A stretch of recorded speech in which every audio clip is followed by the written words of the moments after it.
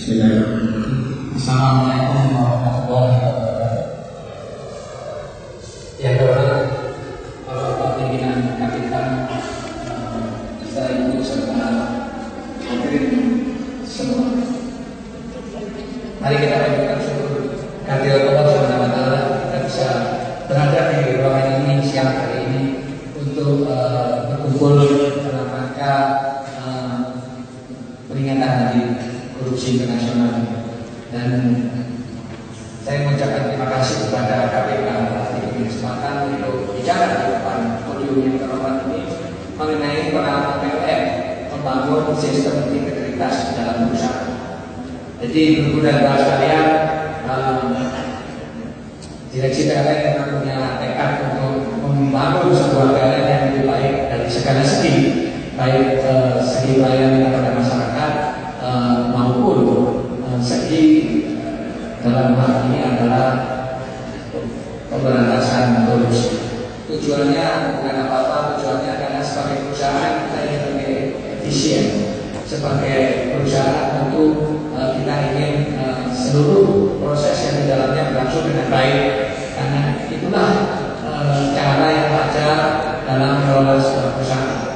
Jadi oleh karena itu dalam hal perbaikan efisiensi di dalam internal PLN ini kita menyasar dua area. Yang pertama adalah pelayanan kepada pelanggan, kemudian yang kedua adalah pengadaan barang dan jasa. Dan kami membangun sebuah sistem di dalam internal PLN agar di dalam menjalankan fungsi di kedua area ini kita bisa meminimalkan terjadinya inefisiensi, dan karena inefisiensi itu pada akhirnya akan merupakan peluang untuk korupsi. Jadi kenapa kedua area itu dipilih? Karena interaksi antara internal PLN dengan pelanggan itu ada peluang terjadinya praktek korupsi. Walaupun nilainya relatif kecil, tapi ini sungguh memburuk citra PLN. Karena orang beranggapan kalau urusan dengan PLN harus ada uang, dan itu citra itu harus karena itu kita harus membangun satu sistem di mana tidak ada peluang sama sekali terjadinya pembayaran yang tidak diperlukan pada saat pelanggan harus berurusan dengan PLN. Yang kedua adalah dalam ranah pengadaan barang dan jasa. Di sini yang patut saya tekankan di sini adalah pengadaan barang dan jasa itu sendiri berjalan dengan proses legal formal yang baik. Artinya tidak ada kesalahan. Ya, secara umum tidak ada kesalahan. Tetapi kami mengamati bahwa pada beberapa kasus pengadaan barang dan jasa itu ternyata ada inefisiensi. Inefisiensi artinya ternyata barang itu seharusnya bisa dibeli dengan harga lebih murah. Adanya selisih antara harga barang yang terjadi dengan yang seharusnya terjadi itu sangat besar. Dan kalau sangat besar maka bisa juga bahwa setelah itu akan terjadi peluang terjadinya korupsi. Oleh karena itu di kedua area inilah kami akan melakukan perbaikan. Untuk memperbaiki hal itu semua, kami memilih partner, dan partner yang kami pilih adalah Transparansi dan Internasional Indonesia. Ibu Natalia Subagio sebagai wakil TII menandatangani MOU dengan PLN tahun lalu, dan kemudian oleh saat itu kita adakan banyak kegiatan untuk bersama-sama membangun PLN yang lebih baik. Kita punya logo, tadi ada lihat semua, PLN Bersih Joshua. PLN Bersih Joshua itu adalah logo yang diciptakan bersama oleh PLN dan Transparansi Internasional untuk menjadi simbol adanya perbaikan di dalam PLN. Kemudian selain itu kita juga menekankan melakukan edukasi ke internal PLN dan juga kepada para stakeholder PLN, terutama rekanan-rekanan PLN. Ini kita edukasi bahwa kita tekankan bahwa mulai saat ini kita punya gerakan ini dari bersih bersuara, dan kita minta agar rekan-rekan PLN ikut mensukseskan program ini ya, dengan tidak atau menghentikan praktek-praktek suap ke dalam karyawan yang diserahkan ke karyawan PLN. Juga dengan KPK, divisi pencegahan, kita mengadakan kegiatan bersama KPK untuk mengedukasi karyawan kita dan rekan juga.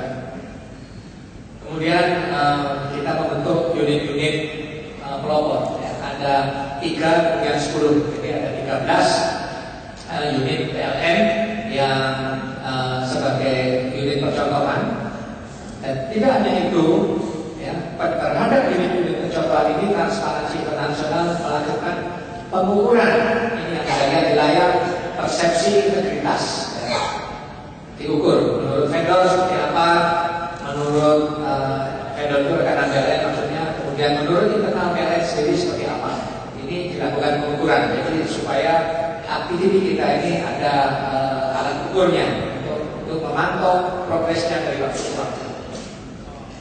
Kemudian setelah punya partner dan punya kegiatan yang rutin, tentu yang penting juga adalah mengembangkan manajer-manajer PLN, memilih manajer-manajer PLN yang komit terhadap gerakan PLN bersih bersuara.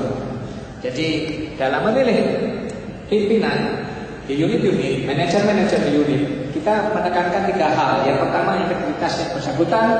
Yang kedua, kompetensi yang bersangkutan dalam menangani pekerjaannya. Dan yang ketiga adalah dia harus punya gairah atau semangat dalam bekerja.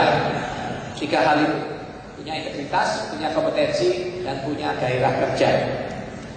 Jadi sisi SDM kami garapkan dengan cara tersebut.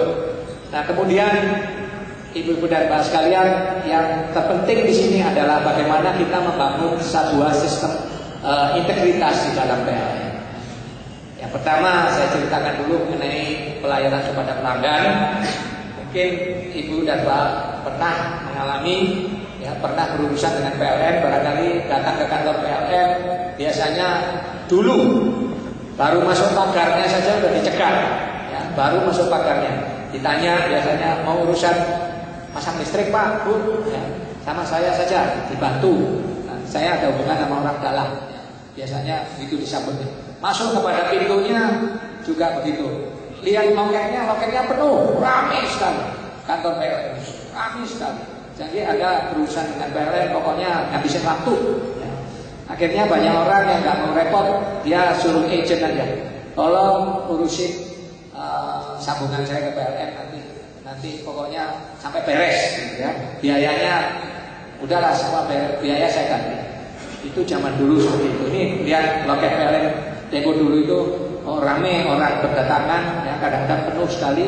Orang harus menunggu lama untuk dilayani. Oke, jadi kita rombak. Sekarang ini kita semua pelayanan kita komputerisasi. Kita bikin kontak center. Orang kalau berhubungan dengan PLN cukup pakai telepon, atau kalau punya HP atau punya jaringan internet, dia buka website dengan PLN. Isi sendiri namanya siapa, alamatnya di mana, minta sambungan listrik atau minta tambah daya, semuanya cukup dengan telepon atau dengan website. Gambar yang Anda lihat adalah kontak center kami. Ini untuk, kalau nggak salah, ini daerah Jakarta. Anda lihat di situ ada petugas-petugas yang terima telepon melayani kebutuhan Anda. Pelanggan tidak perlu lagi datang, tidak perlu lagi bersinggungan datang ke kantor PLN. Urusan itu kantor PLN jadi sedikit, nggak ada orang lagi yang. Kenapa kami melakukan seperti ini? Karena kami percaya memperkecil peluang bertemunya antara pelanggan dengan petugas PLN. Makin kecil peluang bertemu, maka makin kecil peluang terjadinya soblok menyogok. Jadi itu kuncinya. Jadi kalau bisa pelanggan itu memang tidak perlu datang ke kantor PLN. Kalau perlu dia tidak tahu kantor PLN itu adanya di mana, tidak perlu. Yang penting listrik untuk rumahnya terlayani dengan baik.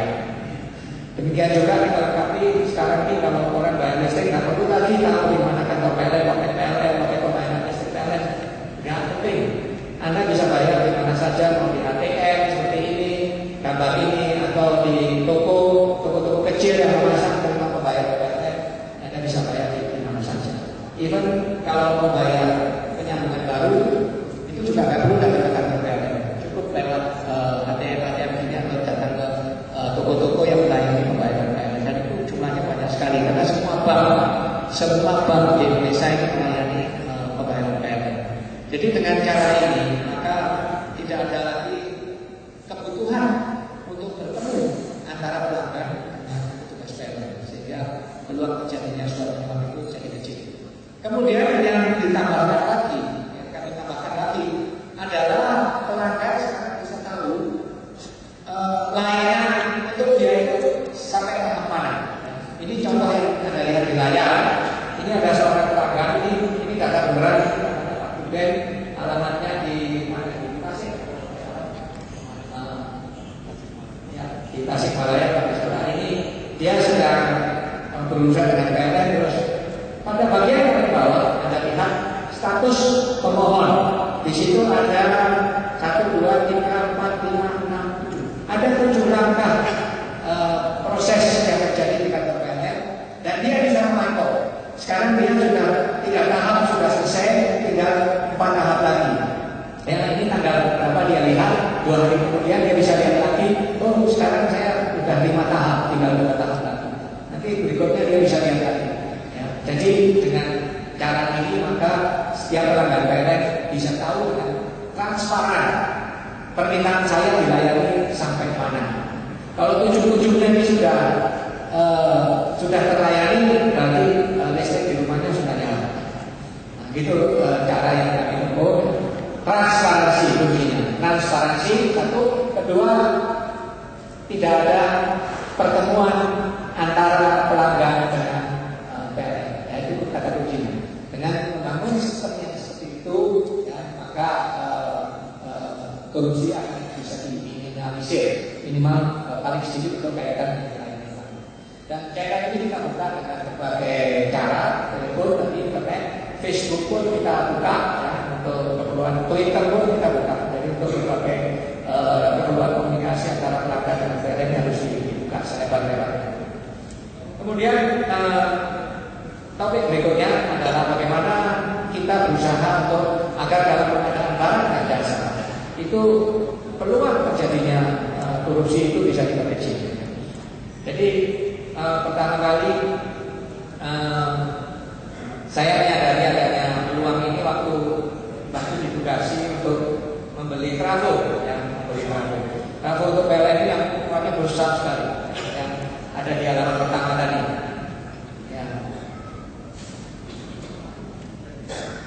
Ya ini dia.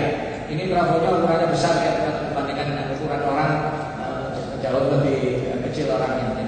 Trafonya besar sekali, harganya mahal sekali. Tapi saya terima email dari World Bank. Ada perwakilan World Bank di Indonesia kirim email ke saya. Dia bilang harga trafo di Indonesia ini mahal. Dia bilang begitu. Ternyata di Vietnam lebih murah, di Thailand lebih murah, di Malaysia lebih murah. Pokoknya Indonesia paling mahal. Dia bilang kira-kira ini. Kemudian saya penasaran dan mengadakan investigasi internal gitu. Bagaimana sih prosedur pembelian trafo di PLN? Ternyata ya pembelian barang-barang di PLN hampir semuanya melalui middleman. Ya, saya sebut middleman, bahasa Inggrisnya middleman. Kalau bahasa populernya perantara gitu ya, perantara. Jadi skemanya seperti yang Anda lihat itu.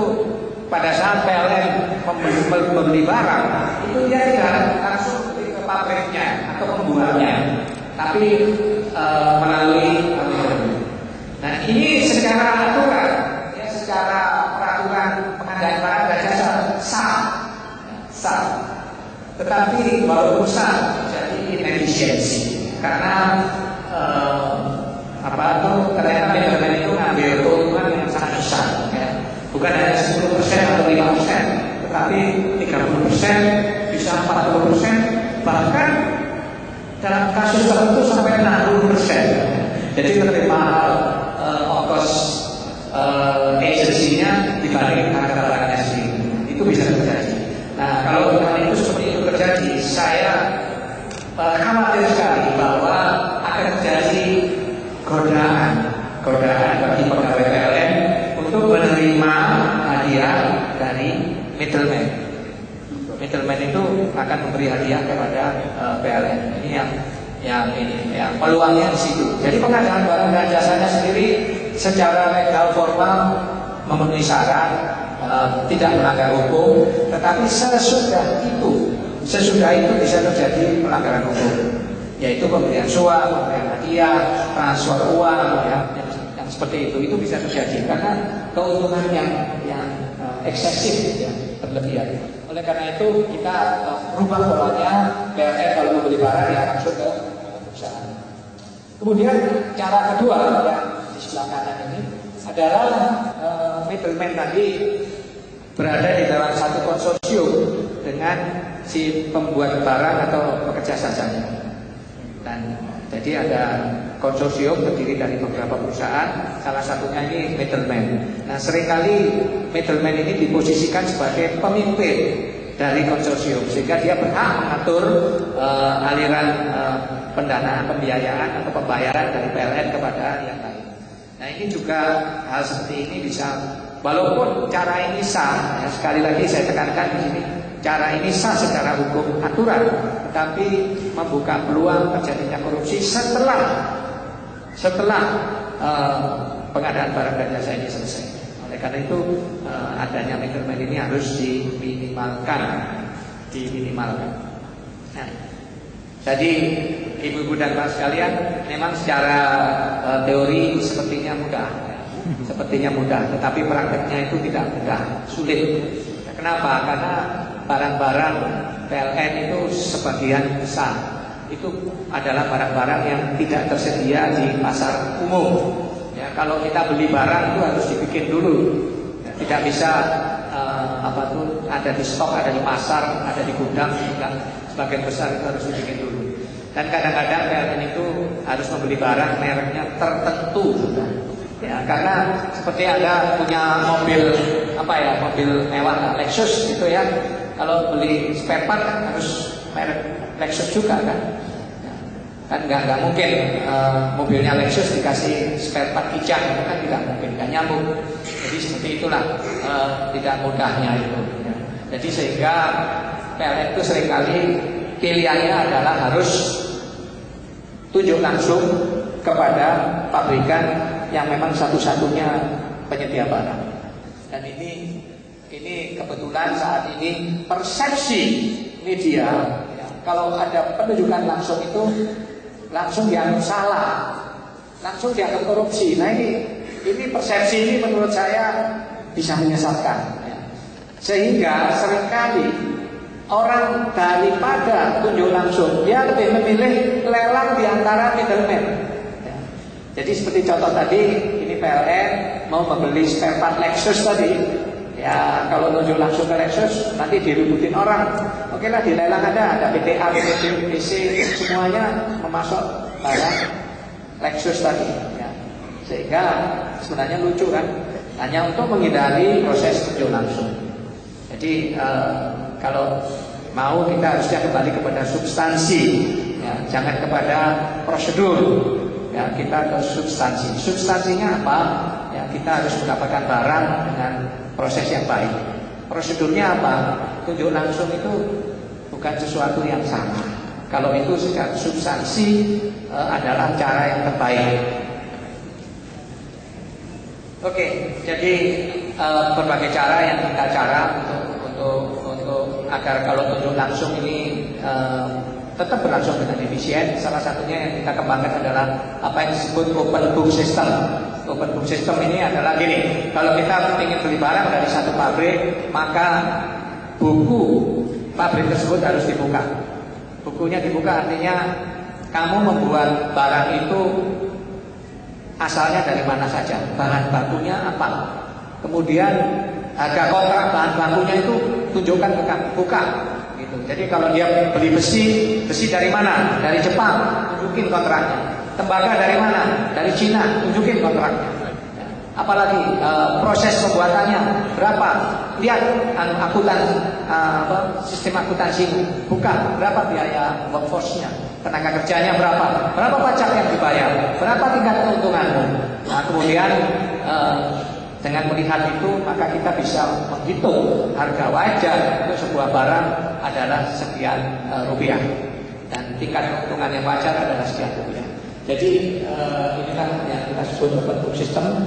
Dan kita melihat bahwa dengan cara ini maka walaupun dengan proses yang tunjuk langsung, tetapi kita bisa masih memperoleh barang dengan harga yang efisien dan bisa dibandingkan dengan harga-harga lain untuk barang yang sejenis. Jadi saya kira Ibu dan Bapak sekalian, eliminasi peluang korupsi di dalam sebuah korporasi memang penuh tantangan, dan PLN akan bertekad akan terus melakukan upaya-upaya tersebut ya, melalui gerakan PLN bersih ini. Jadi kata kuncinya adalah bangunlah sebuah sistem. Bangunlah sebuah sistem. Sebaiknya sistem itu adalah yang terkomputerisasi, ya, computerized dan transparan. Kalau perlu bukalah auditor Anda, buka peluang auditor untuk bisa masuk ke sistem itu.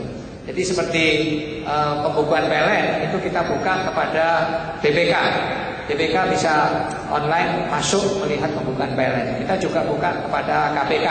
KPK bisa masuk ke dalam pembukuan PLN, bisa langsung melihat apa saja yang dibeli PLN, dari mana itu bisa dilihat. Kita transparan kepada kedua auditor dan KPK. Dan saya yakin ya, demi Indonesia yang lebih baik, seluruh hadirin yang ada di ruangan ini juga punya tekad yang sama dengan PLN, yaitu kita bersama-sama membangun sebuah sistem integritas di tempat masing-masing untuk mewujudkan Indonesia yang lebih baik di hari esok. Demikian Ibu dan Bapak sekalian, wabillahi taufiq wal hidayah. Assalamualaikum warahmatullahi wabarakatuh.